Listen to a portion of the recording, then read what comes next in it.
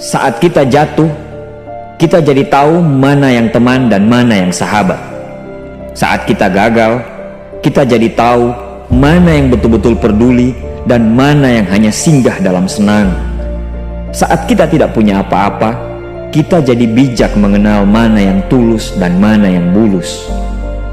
Saat kamu sukses, kaya, dan lagi di atas dalam proses kehidupan, semua orang akan memuji, semua orang akan menyanjung, bahkan semua orang akan mengaku kalau dia ikut berperan dalam suksesmu. Tapi pada saat kamu jatuh, pujian itu akan berubah menjadi hinaan, sanjungan itu akan berubah menjadi cacian. Semua orang tidak akan pernah menganggapmu ada. Percayalah, saat gagal, semuanya menjadi gelap. Kamu akan ditinggalkan, dan kamu seperti ilalang kering di padang tandus. Tapi saat gagal itulah Tuhan akan menunjukkan siapa yang setia dan siapa yang tidak setia. Kawan, saat-saat gagal itulah pilihan kita cuma ada dua: meratapi kegagalan dan membiarkan semuanya menjadi kalah, atau kamu bangkit dan menjadikan kegagalan itu sebagai acuan untuk bangkit dan terus bangkit. Menangislah sekeras mungkin, berteriaklah selantang mungkin. Tidak apa-apa. Tidak ada manusia hebat di dunia ini yang tidak pernah menangis dan berteriak karena gagal. Menangis dan berteriak saat gagal bukan karena kita lemah. Kita hanya manusia biasa. Kita bukan malaikat. Tumpahkan semua kesedihanmu dalam setiap doa-doamu.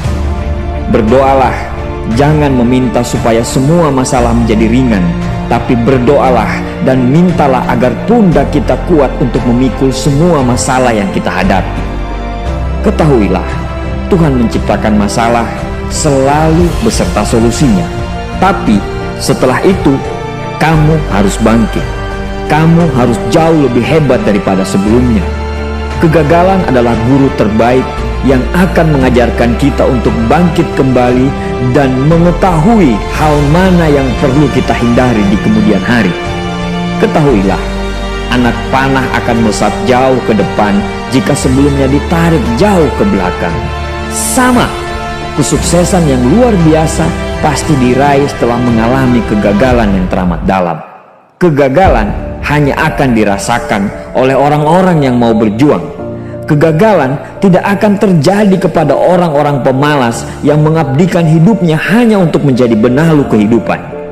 Bangkitlah, tapi ingat, saat kamu berjuang lagi, berjuanglah bersama orang-orang yang mau sama-sama berjuang, bukan dengan orang-orang yang hanya mau diperjuangkan. Saatnya merubah hinaan menjadi pujian. Saatnya merubah cacian menjadi tepuk tangan. Saatnya mengembalikan apa yang sudah hilang. Insya Allah kamu, kita pasti bisa.